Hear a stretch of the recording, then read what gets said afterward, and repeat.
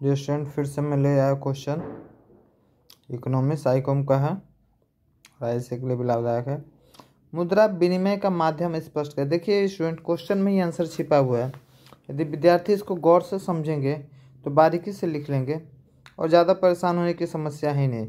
विनिमय का मतलब समझ लो, मुद्रा का मतलब समझ लो, माध्यम का मतलब समझ लो, बारीकी से आसानी से लिख लोगे। मुद्रा मतलब हो गया पैसा, लेन देन, विनिमय अर्थात हो गया लेन देन का माध्यम है कि नहीं। हम आज के समय में किसी से कोई भी वस्तु खरीदते हैं, उसके बदले में क्या भुगतान करते हैं? मुद्रा।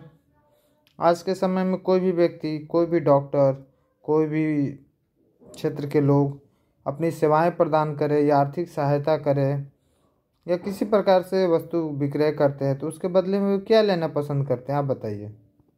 मुद्रा। ऐसा कभी सुने कि आप कहीं आटा खरीद लिया, उसके बदले उसको आप घर से 2 केजी तेल दे देंगे? ऐसा होता ही नहीं है। ये वस्तु विनिमय प्रणाली में होता था। मुद्रा विनिमय का मतलब क्या हुआ? वस्तु का लेन देन या सेवाओं का लेन देन, लेकिन उसके बदले में जो हम भुगतान करेंगे उसे क्या कहेंगे? मुद्रा। ठीक है, तो हम इसको अपने भाषा में लिख सकते हैं, मुद्रा विनिमय का माध्यम है, क्योंकि यह एक लेन देन की संभावना को पूरा करता है। लेन देन की संभावना को पूरा करने का मतलब हो गया, कोई भी उत्पादक यानी जो भी वस्तु को उत्पादन कर रहे वो माल थोक विक्रेता करते हैं, उसके बदले में वे क्या लेना पसंद करते हैं? मुद्रा, है ना।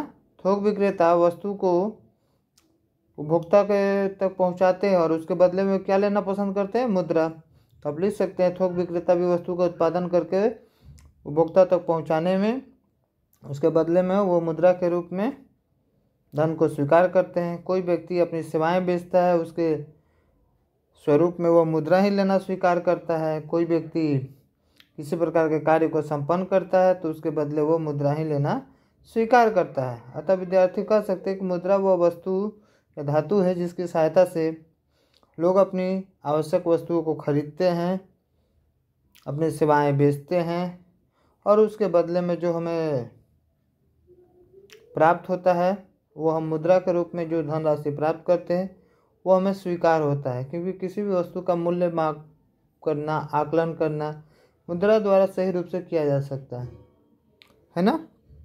आप इस बात को समझ गए होंगे, इसको आप लिख सकते हैं। एक बार सरलता से मैं भाषा में बोल देता हूँ। मुद्रा विनिमय का माध्यम है। मुद्रा वह वस्तु है जिसकी लेन देन संभवतः सभी लोगों के लिए सरल होती है। कोई भी उत्पादन करता, कोई भी थोक विक्रेता मुद्रा के रूप में ही अपने व्यापार को प्रारंभ करता है और थोक विक्रेता किसी भी वस्तु को बेचने के बाद उपभोक्ता तक पहुंचाने के बाद वो मुद्रा के रूप में ही सेवाएं प्राप्त करता है। और कोई भी डॉक्टर या किसी भी क्षेत्र में सेवाएं प्रदान करने वाले लोग भी अपने सेवाएं के बदले जो प्राप्त करना स्वीकार करते हैं उसे हम मुद्रा के नाम से ही जानते हैं। ठीक है, ये भी एक हो गया, तैयारी कीजिए।